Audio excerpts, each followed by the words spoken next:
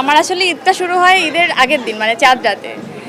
মানে ওই সময় যে মজাটা হয় যেমন মেহেদি লাগানো, খানা পিনা বানানো, সমস্ত রান্না করা। এখন এখন তো ঈদে সমস্ত রান্না আমি নিজের হাতে করি। এই তোমরা জানো না যে আমি কোনো কিছু লুকাতে পারি না, সব দেখাই দিই ভাই। আমার মনে হয় এটা কন্টিনিউ করা উচিত, প্রত্যেক বছরই এটা করা উচিত। সব থেকে বেশি ভালো লেগেছে যে একদম দুপুর 3টা থেকে রাত 3টা, এটা অনেক অনেক আমার মনে হয় সবার জন্য হেল্পফুল হলো যে সবাই সমস্ত কাজবাজ ছেড়ে শেষ করে এসে এখানে আসলে শপিংয়ে সময় করে একদম। আর রমজানে তো সবাই মনে হয় যে একটু রাত জাগি, তো ওই সময়টা আসলে পেয়ে যাই। ইনশাল্লাহ আসবো আসবো। হ্যাঁ প্রচুর আছে। রোজার ঈদে আসলে সালামিটা নিয়ে বেশি এক্সাইটমেন্ট কাজ করতো। সালামি নিয়ে কাড়াকাড়িও হতো, কারণ আমার কাজিনরা সব আমার আমার সমসাময়িক বয়সের।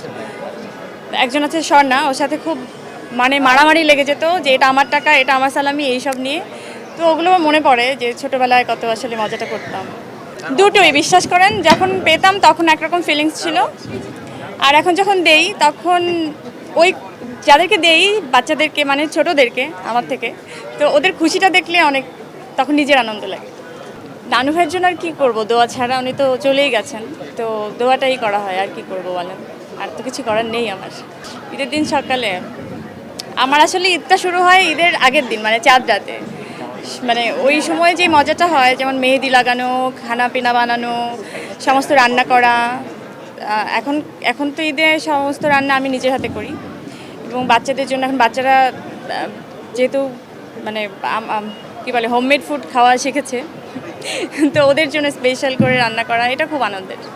ওদের ঘুমের টাইম কোনোভাবেই ঠিক থাকে না। পুরো 1 মাস যদি আপনি 30 দিন ধরেন, 30 দিনের মধ্যে ওরা 3বার করে ঘুমের সময় আসলে চেঞ্জ করবে। কখনো কখনো খুব সন্ধ্যাবেলা ঘুমিয়ে যায়, ফজরের সময় ওঠে, আবার কখনো কখনো ওরা খুব রাত জাগে, আবার কখনো কখনো দেখা যায় যে রাত 10টা থেকে শুরু করে একদম একটানা 12 ঘন্টা ওরা ঘুমায়। ও আমাকে হেল্প করে, ও আজান দেয়। মানে ও আজানের আগে 2-3 বার আজান দিয়ে ফেলে।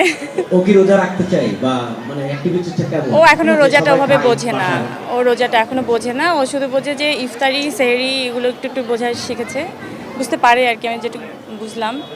তো এই তো ও খুব মানে টেবিল যখন হয় না যে সারাদিন পরে টেবিল সাজানো হয়, তখন ও আমাকে হেল্প করে। আচ্ছা আপু, জানতে চাইবো যে আমরা তো আগে ছোটবেলায় ঈদের জামা লুকিয়ে রাখতাম, আপনি কি রাখতেন নাকি? না, আমাকে এই জন্য দিতই না, আমি সবাইকে দেখিয়ে দিতাম। এই তোমরা জানো না যে আমি কোনো কিছু লুকাতে পারি না, সব দেখাই দিই ভাই। কিছু কোনো লুকোচুরি নাই। Thank you. ঈদ মোবারক সবাইকে, অগ্রিম ঈদ মোবারক।